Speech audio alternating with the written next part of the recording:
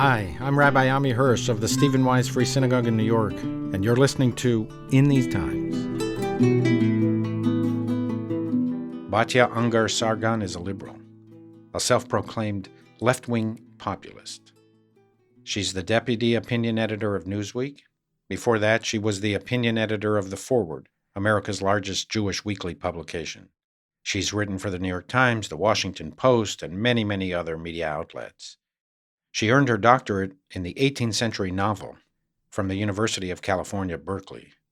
And so perhaps it was unexpected that she, of all people, would have written a book called Bad News: How Woke Media is Undermining Democracy. But a far cry from a right-wing attack on journalism, her book is a carefully researched, meticulously documented, well-written history of American news media and where it started to seriously go wrong.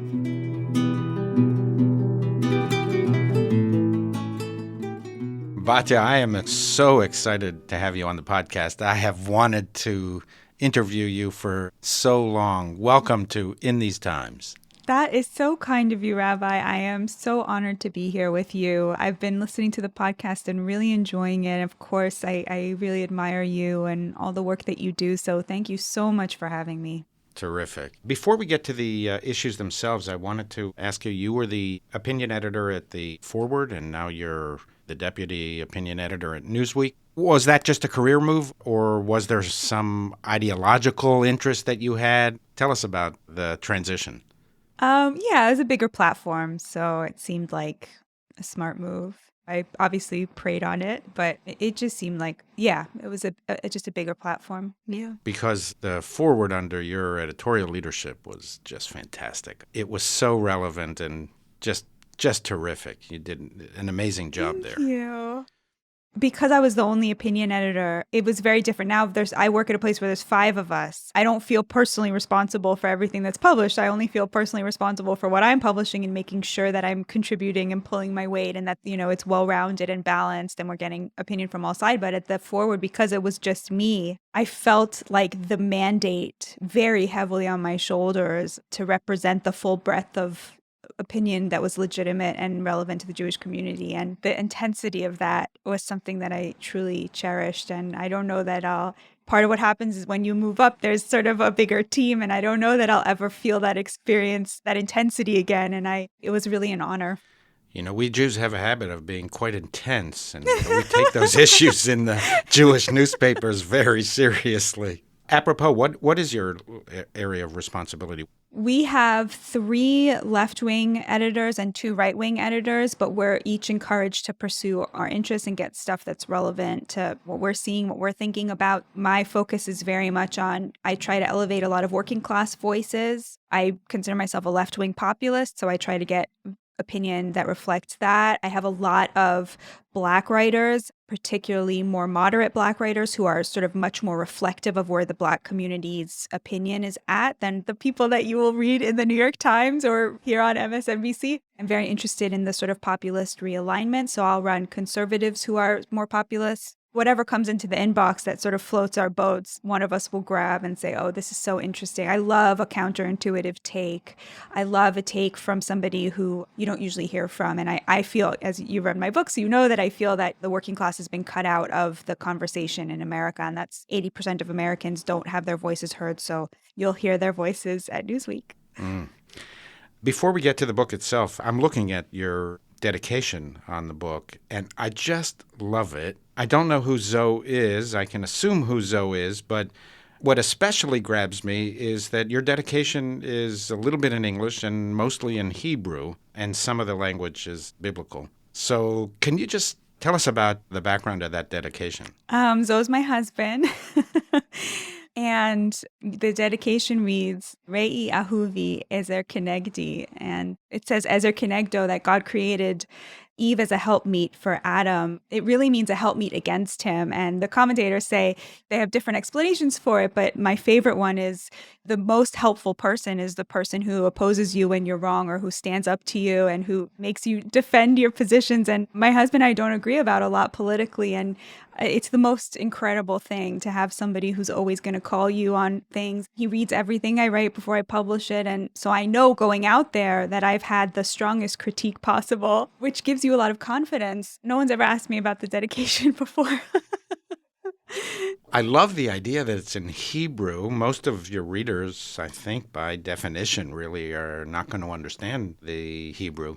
It was so unique. I've read dedications in Hebrew books or books published in Israel, but I've never seen it in a mainstream, big American publishing house. I have to say, I don't know that if I had my publisher is a conservative, even though I'm on the left because I couldn't get any liberal or left-wing publishers to publish my book. I'm thrilled with the publisher. They never hesitated. They never even asked me what this said. They just got it done and in a very beautiful way. But I don't know if I had gone with a liberal publisher, if they would have let me write my dedication in Hebrew. I mean, given what I know about the liberal publishing world right now, I have reason to suspect maybe they wouldn't have. So that's a good segue into what we need to talk about. Your book, which got so much publicity, is called Bad News, and the subtitle is How Woke Media is Undermining Democracy.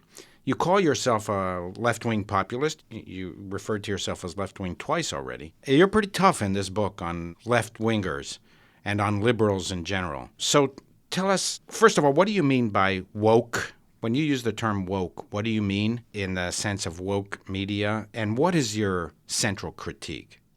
So the word woke comes from Black slang from the 70s when it used to refer to being aware of systemic racism, of the ways in which the state still perpetrates racism against Black Americans.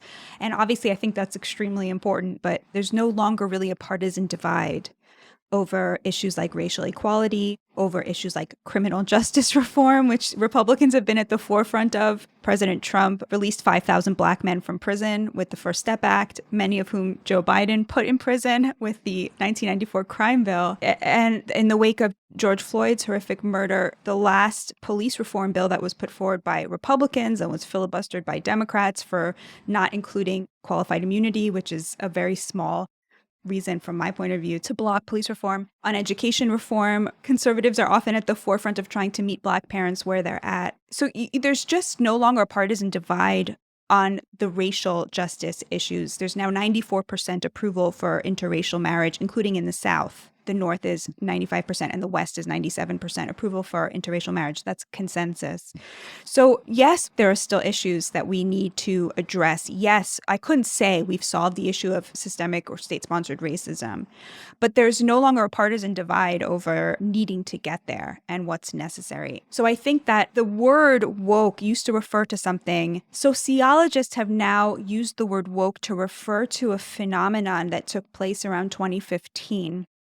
Which is when white liberals started to express to pollsters opinions on race that were much further to the left. I don't even want to say to the left because it's not really left, but much more academic than the views that the average Black or Hispanic American had. And they wanted to describe this phenomenon where white liberals became different than the people they're supposed to be advocating on behalf of in their views on race. For example, if you would ask them, do you agree or disagree with the following statement? America's institutions are so deeply racist that the only way to resolve that is to raze them to the ground and rebuild them from the bottom up. This became something that white liberals were much more likely to say, I agree with that, than Blacks and Hispanics. And that's a curious phenomenon, right? And it's a recent phenomenon. I'll give you another example. There's a 2018 study out of Yale that found that there was a difference between how white liberals and white conservatives speak to Black and Hispanic Americans. White liberals dumb down their vocabulary and white conservatives don't. So white liberals, when they speak to other white people, they speak in a certain register. And when they encounter Black or Hispanic Americans, they dumb down their vocabulary instinctively. And white conservatives don't do that. And that's a very curious phenomenon because it's racist, but it's being done so obviously from a position of, I need to help this person. This person is beneath me on some scale of education or privilege or economics, and I must even the playing field for them. That impulse is the defining characteristic of the progressive movement. So when I use the word woke, I'm using it how these sociologists use it to describe that phenomenon, not things like ending police brutality, ending mass incarceration, equal opportunity for Black children, intergenerational poverty. I mean, that I'm using it the way the sociologists do to refer to that thing, that impulse in white progressives that makes them see people of color as beneath them on some kind of privilege scale, and then ascribe absolute morality to that sort of the less powerful position. And do you, in the way that you use the term woke, do you consider that to be a left-wing philosophy? And is it a liberal philosophy? And what's the distinction, if any? It's the building blocks of the progressive movement. It's the bricks and mortars from which the progressive platform has been built up. So the word woke is mostly used by right-wingers to critique the left. They like to say all Democrats are like this. They aren't. Specifically, Black and Hispanic Americans are not woke. It's a specific phenomenon that seems to have taken hold among very educated white progressives. And that's not surprising. I mean, a lot of this is stuff that critical race theory, the idea that power should be the most important thing that you judge between people and that should replace morality. I've been looking at this for a long time. Ever since I was introduced to classic liberal philosophy, I consider myself a liberal. Of course, I'm a liberal rabbi, a reform rabbi. I find elements of this progressive philosophy actually not to be liberal, because liberals believe in tolerance. We believe in free speech. We sincerely believe in the value of debate. We believe, and this is something very Jewish as well, that the way we get closer to truth, there's no absolute truth in human affairs, but the way we get closer to truth and we build progress in society is through disagreement. It's the basis of democratic life, of modern democracies, which I always understood to be one reason why Jews do so well in free societies and in democratic societies, because it's inherent in our tradition itself. From the very beginning, Judaism was an astonishing tradition of intellectual pluralism. One, do you agree with that perspective on liberalism? And two, is this left-wing progressivism that you're describing consistent with liberal philosophy, or is it in some way antagonistic and an opponent of liberalism? Yeah, it's definitely an opponent of liberalism. I mean, in my book, I write that it's anti-democratic because it consists of silencing people you disagree with. I'll just give you one example. So Ron DeSantis had his famous, it was called the Don't Say Gay bill by the media. The bill was actually called Parental Rights in Education, and it said you can't teach sexual identity to kids under the age of 8, and you have to inform parents if a child starts to transition. The media cast this as a deeply homophobic bill, but the truth is the bill got nearly 60% support from Democrats. So the media tried to silence this as bigotry when the truth is that not only did the vast majority of Republicans support it, but the majority of Democrats were on board with this. And per the media, they should have had their voices silenced. I mean, 80% of Floridians view the media decided was outside of the acceptable realm. I think that's exactly what you're describing. It's not just that they don't believe in debate, but that they use an allegation of the most horrific thing you could call someone, a bigot, a racist, a homophobe, in order to make your views not just silent, but outside of what's acceptable. And what we saw in mainstream media outlets like the New York Times, these huge legacy outlets that used to be the best of journalism, is even it's not just that these views aren't bigoted. If you simply express a view that even 5 years ago, the average Democratic politician would believe, that could be grounds for firing, for dismissal. And the absolute cowardice of the leadership class to stand up to these woke mobs on Twitter, it's astonishing. And I totally agree with you. This is not what liberalism is supposed to be. But, you know, as somebody who was in that mindset for a long time, I could so remember what it felt like. The danger that these opinions posed, because you knew that if you became convinced by them, you would lose all of your friends, right? You would lose social standing. You would become an outcast. You would have people who you had done enormous favors for denounce you on Twitter without a second thought as a bigot. It's really astonishing, the pressure that puts on you to not allow yourself to consider other opinions because they are so socially dangerous to you. I think it's very anti-democratic, very anti-liberal, very anti-Jewish, and that's why it's so heartbreaking to see this kind of thinking taking hold in certain corners of Jewish life. So to the extent that what you're describing is in fact a reality, it's quite dangerous to the democratic fabric and to liberty. Oh, yeah, absolutely. And it's very sad because, Hannah Arendt has this great quote about how sometimes a movement will come along that doesn't really want equality. It just wants to reverse the personnel of who has the power and who doesn't have the power. And I think there was a really good example of that. So a story circulated about how a BYU, I believe it was a volleyball player, was called a racial slur at a game. And the media went crazy. They ran with this. This is so horrific. Of course, it's horrific for anybody to experience that. But an exhaustive investigation found that it simply hadn't happened. There was footage from the exact place that it was claimed that it came from for the whole game, and it just didn't happen. It was another Jussie Smollett hoax.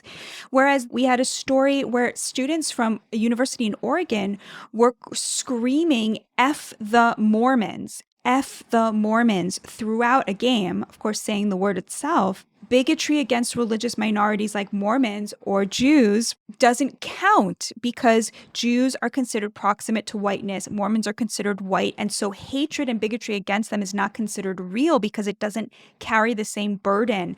And of course, that shouldn't be the goal. The goal shouldn't be that you can't express bigotry towards this group. It should be that bigotry is treated as bad across the board. And there's just so many examples of this from Jews who got attacked throughout 2019, 2020. Hundreds and hundreds of Haredi Jews bashed up on the streets of New York, and nobody cared. Nobody would say a word about it. So when you have a situation where young Black kids are beating up Haredi Jews, nobody will talk about it because it doesn't compute in the progressive mindset that measures things based on race and then based on power. Batya, I understand that one of your central contentions in the book is that you believe that the media has deteriorated because what was once a working class profession has become an elite profession. Did I state that correctly, and could you expand on that?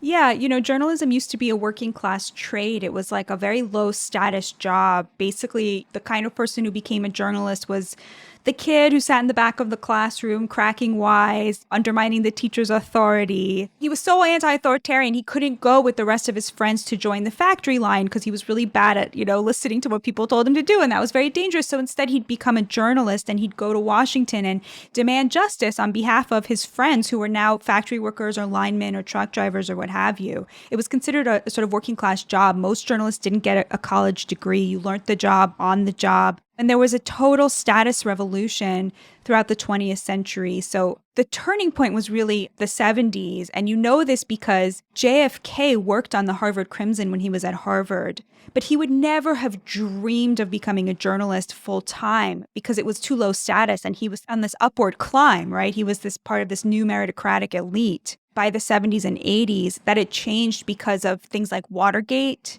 which actually the movie, All the President's Men, more than Watergate itself, which portrayed journalism as this like super glamorous endeavor where a bunch of, sexy sex pots could take down this like super unpopular president. That really gave the profession a lot of glamour to where the scions of the elite started to think, oh, maybe I'll go into journalism instead. So you had this status revolution. By the 80s and 90s, journalists as a class were much more highly educated, much more affluent, and much more liberal than their fellow Americans, much less religious. And that's only amped up as the industry collapsed with the advent of the internet. Now, most journalism jobs are internet journalism jobs, digital journalism jobs. Of course, those are only attracting and only hiring from elite universities, but also legacy institutions. The New York Times NPR, the Washington Post. These are like liberal, progressive outlets. They take 75% of their interns from the top 1% of universities. By the way, those entry-level jobs pay very little, but you have to live in New York City. You have to live in DC. 75% of journalism jobs are now on the coast in the most expensive American cities, which means like a working class kid, there's no way they can live in New York City on $35,000 a year. That's just not doable anymore. So it means that the kids going into this, they have parents who are subsidizing them at the early stages of their career. And if they can hang on until their 40s and 50s, they will actually be in the top 10% by the end. So they'll be making, north of $120,000, $130,000 a year. So the average is very low. But that just proves to you how elite the industry has become. And the more elite the institution, the more woke it is. And that's the argument I make in the book, is that this sort of woke moral panic around race and gender is really the last stage of journalists' abandonment of the working class that they used to belong to. They used to cover the working class because they used to belong to it. And now they see everything through the lens of the elites. Journalists go to the same universities as the politicians they later cover, as the tech billionaires that they later cover. They live in Tony neighborhoods in their later years. They live in the most expensive American cities. And as a result, they see things from the perspective of power rather than powerlessness, and that's how they cover things.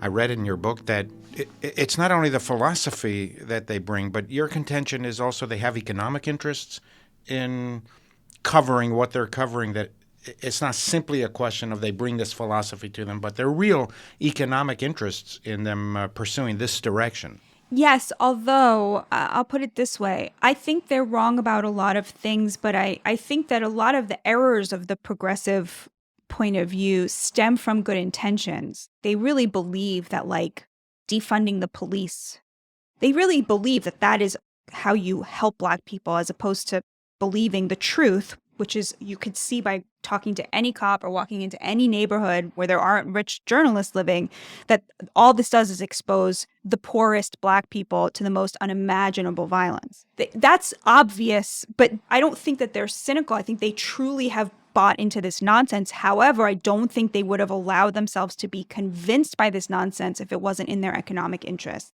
And you can really see this on topics like immigration, where as recently as 2015, Bernie Sanders was telling Ezra Klein that open borders is a Koch brothers proposal to get cheap labor into this country. And you fast forward to 2020, and any person who thinks you should be policing the border to the progressives is a racist. How did that happen? It's like a 180 on immigration. That's totally about who the Democrats now see as their base, which is affluent liberal elites who benefit economically from immigration at the expense of the working class who pays for it, especially the Black working class who's paid the most for mass immigration. I don't think that they're lying about feeling compassion for the people crossing the border. I think they truly feel it. I feel it too. I mean, it's impossible not to feel that. People crossing with their children, it's impossible not to feel for them. But they don't then take the next step and say, okay, I have compassion for these people, but there's a larger question at stake here. They allow themselves to dictate based on that compassion, which ends up actually enforcing huge amounts of cruelty on their fellow Americans, on their neighbors who are less affluent. They can't see that because it's not in their economic interests to see that. In straight-up reporting, do you feel that journalists view their role in the same way they may have viewed their role, say, a generation or two ago, to report the facts, just the facts? Or do you feel that they want to and need to pursue an ideological agenda, maybe in part not only because of what motivated them to come into journalism in the first place, but because their understanding of what their readers want? Here's the thing, Rabbi. Like, the era of straight reporting was a little bit of an anomaly. At the turn of the 20th century, right? New York City had so many communist newspapers that you could be a communist and have 8 newspapers that you would never dream of reading because it was the wrong brand of communism, right? All of the publications were extremely partisan, like deeply partisan, but they were partisan on behalf of the working class and the poor. They were partisan on behalf of the masses, and they were competing for the masses. The New York Times showed up and realized, oh, wow, like nobody's competing for the elites. We're going to go for them. And they did that, and they made a very good business model on that. But what the elites wanted for much of the 20th century was straight news reporting. Like, they would have been embarrassed to get a newspaper that their neighbor, the Republican, wouldn't have been able to also read and appreciate the news reporting. It would have been embarrassing to be so partisan that your news was inflected by who you vote for. So even though the New York Times was always a liberal newspaper, it held that in check out of deference to what its elite readership wanted. Today's elites want to have their confirmation bias reaffirmed. So I think you're portraying a situation here in America that we're actually not as divided on key issues as we often are impressed or as we glean from media outlets. Is that right? 100%. It is total wishful thinking that America is on the verge of a civil war. We've never been more united than we are right now on the most important issues that this nation was founded on, ever. It is wishful thinking that your Republican neighbors, that they are bigots. That's just wishful thinking on the part of people who want to win without having to put in the work and convince people. It's just simply not the case anymore. You look at support for interracial marriage, support for gay marriage, support for criminal justice reform. Abortion is like, most Americans agree on abortion. It's just nuts. And the reason we believe we're divided is because people are making a lot of money off of trying to convince us that we are. Every time you hate somebody on the internet, every time you feel hatred for a stranger on the internet, someone just made $1 million. We're literally being played by elites who get power and make money off of this. I want to bring all of this to the Jews and to Israel, the American Jewish community, and the media in Israel. I imagine that the critique that you have for journalism here in the United States is the same critique of American journalists when they cover the Middle East, because I kind of joke about this, but this partially serious, and there's a bit of even resentment when I say this. Most American Jews, they glean their understanding of Judaism. And I read the New York Times every day. I think it's a great paper on many levels. And I oversee a synagogue on the Upper West Side. It's an historic synagogue. There are about 2,500 souls that belong to this synagogue. I would say 80 to 90 to maybe 95% of them read the New York Times every day. And their impressions about what's going on in the world is informed in a very significant way by what they read in the New York Times. It's not the only source of information, but it's a significant source of information. And is that really true? Like, you think people get their sense of what Judaism is from reading the New York Times? I do. I think people develop their perspective on Israel. I think that's part of our problem, by the way, and it's connected to the phenomenon that you've been describing now, that day after day, year after year, people have been impressed about what Israel is and what it represents from what they see in the media. Of course, most American Jews haven't even been to Israel. So what do you think people like me, people like our congregants, perhaps people like you, should know about when we read a report from the New York Times or from any other media outlet about, say, conflagration in Gaza? The New York Times hates us. I mean, they've hated Israel from the beginning. There's a whole section in my book about this. The Ox family, the custodians of the New York Times, they've been the publishers for over a century. They didn't believe that Jews were a nation. They thought Judaism was a religion. And this is the kind of thing that when Palestinians say it, we rightly say that's borderline bigoted. Like, you can't deny our history. Like, you can't deny that we're a people, right? But the people who started the New York Times didn't believe this. They were deeply insecure about their Jewishness. They were deeply terrified that the New York Times would be seen as a Jewish paper. And so they went out of their way to constantly portray Jews as perpetrators and Palestinians as victims, even before there was a state. You should see how they covered the massacre in Hebron in 1929. They blamed the Jews for it. It's appalling. The New York Times buried the Holocaust for the 5 years that it was going on. They mentioned Jews on the front page 6 times. They refused to admit that Hitler's victims were Jews because they didn't want to be seen as doing what they called special pleading. This is dark stuff, and it carries on till today. My parents' neighbor, their best friends, their son was pictured in the New York Times being beaten up by a mob of Arabs. And the New York Times caption said, "A Palestinian boy being beaten by an Israeli policeman," because a Druze policeman had dragged him from a mob of Arabs who were trying to kill him. And the New York Times, this was in, 10 years ago, 15 years ago, and the New York Times literally couldn't compute a Jewish victim. They took a Jewish victim and turned him into a Palestinian and took the perpetrator and made him a Jew. Are you saying that, first of all, there's a specific legacy in the New York Times that New York Times correspondents are aware of, and they kind of are encouraged, whether subtly or expressly, to continue that legacy? Or are you saying there's something specific, there's a specific hang-up on the Jews in addition to the wokeness that you've been describing? The line I think I use in the book is that when it comes to Jews, the New York Times was always woke. Like, it always had a problem seeing Jews when they were being victimized. And that carried on. I mean, you really saw this with the COVID coverage. Just the demonization of Orthodox Jews in ways that were so inappropriate. If you hold that back to back with how they treated other minority communities that were struggling with the pandemic, you'll see just how atrocious this is. I think for liberal Jews, it's very hard to recognize when frum Jews are being targeted. Often I hear liberal Jews siding with the people who are sort of demonizing them, but Orthodox Jews are the Jews of the Jews today, right? Like, they are the ones bearing the burden of looking the part while the rest of us pass. And what they experience as a result of it is atrocious. And often they don't complain about it. If you ask them why, they'll say, like, Shvera Yitzu sein. This is our legacy, right? You talk to Satmar Jews. Exactly. Satmar Jews are not surprised that they're being beaten up in the streets because they never knew a time when they weren't. But we should be on their side. So yes, when it comes to the Jews, the New York Times has always had a problem. Wokeness fits right in with that because it gives you a logic with which to justify hating Jews. It gives you a legitimate reason for hating Israel and hating the Jews. There's leftists like me who can see why wokeness is bad in America. As soon as they talk about Israel, they use the wokest language. And I'm saying this as somebody who has deep connections in the Palestinian community, both in Gaza and in the West Bank and in Israel itself. I mean, I have very, very deep connections there. And the way that people talk about that conflict here is just ridiculous. It's embarrassing and childish. But what people used to try to do is they would picture a bipartisan readership and think, okay, how can I tell this story in a way that is fair to all sides?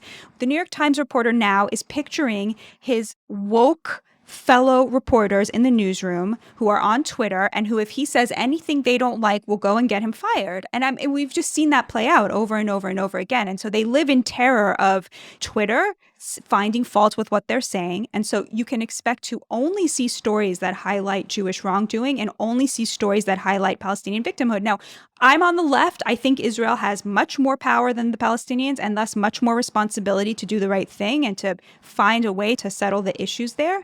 But at the same time, to act like the Palestinians have no agency is despicable. What happens now in woke discourse is they compare Palestinians and the Palestinian resistance movement to Dr. King's legacy, to the struggle for Black rights in America. And I find that to be the most disgusting thing you can imagine. I mean, to compare Dr. King, a nonviolent activist, with a movement that included the Second Intifada, I mean, it's appalling. But that's what woke logic does. That's how it works. There's no difference between the two because you have oppressed people here and oppressed people there. And I think that there's a real crisis of moral authority in the Jewish community. And Jews really need to find their voices and stop paying obeisance to this worldview that hates you. We have a lot of Jews in that movement, too. What would you say to them? Do you have a specific message to them? First of all, I think there's a lot of people who silence that feeling inside of themselves when they know something is wrong because the person saying it has darker skin color and thus they think is more oppressed. They need to remember that 2018 Yale study.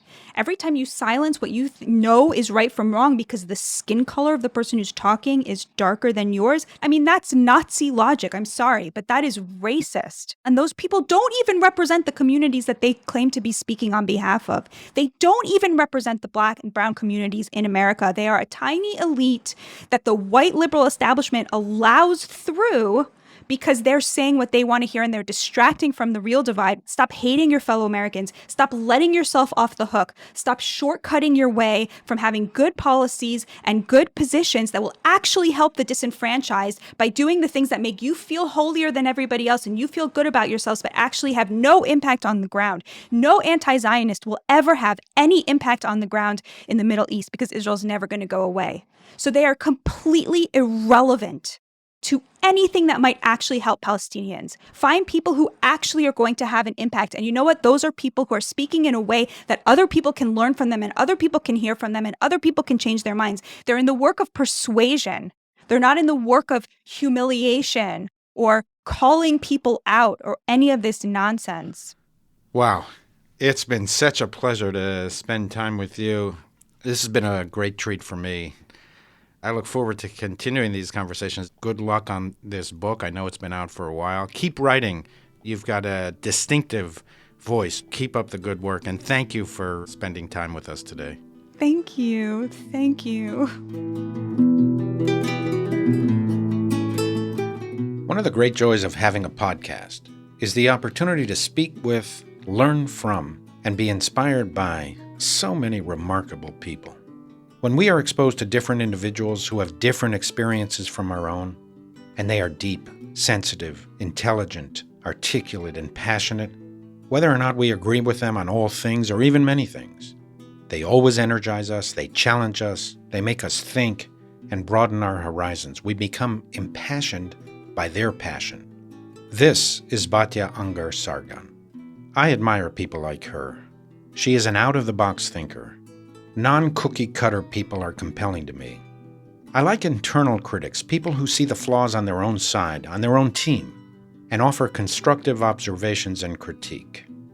I love speaking with journalists, especially self-proclaimed leftist liberal journalists, as Batya describes herself, who do not hesitate to speak about the inadequacies of their own industry.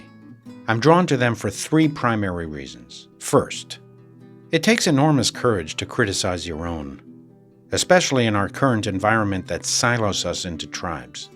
I like people with courage, who are willing to take risks, whose convictions outweigh the pain of public opprobrium. And those of us in public life know that the attacks that hurt the most are the ones from our own side.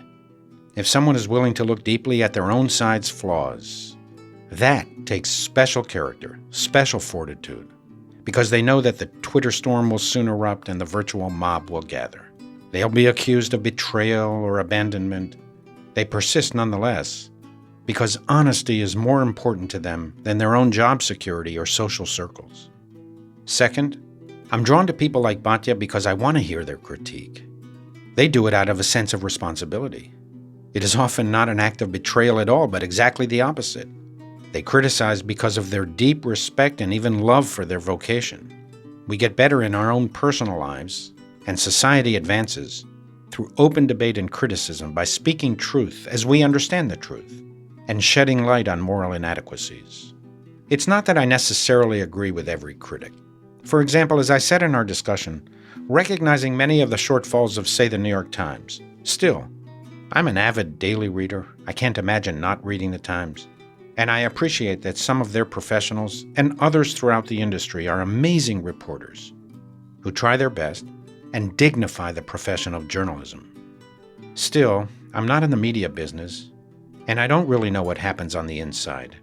And it matters to me what people who do know what happens on the inside think. Of course, not everyone will agree with them. Of course, others will push back. But that's the point. Speak the truth, as you understand the truth. As Abraham Lincoln said, with firmness in the right as God gives us to see the right. Batya's challenge to the American Jewish community and to its leadership is compelling and cutting. I'm part of that leadership, and I welcome all opinions on my and our inadequacies. It's the only way to improve. Batya contended that there is a real crisis of moral authority in the Jewish community. She urged us not to stifle those feelings of right and wrong. It's what Judaism is all about. Our 3,000-year tradition seeks to give us the tools to be able to distinguish between right and wrong. We will not always agree on every moral principle, and more to the point, we will often disagree on the best ways, the best policies to advance these moral principles. But putting moral behavior and expectations front and center is the Jewish way.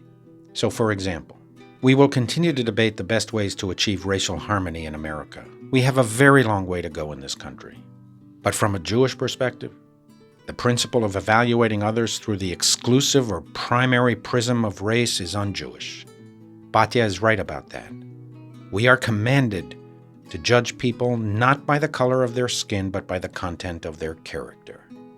Do we not all have one Father, preached the prophet Malachi? Did not one God create us? Why then do we break faith with one another? Third, I love Jews who stick up for Jews, who refuse to look away. Batya spoke about how Jews need to find their voices and to stop siding with those who demonize us. She's right about that.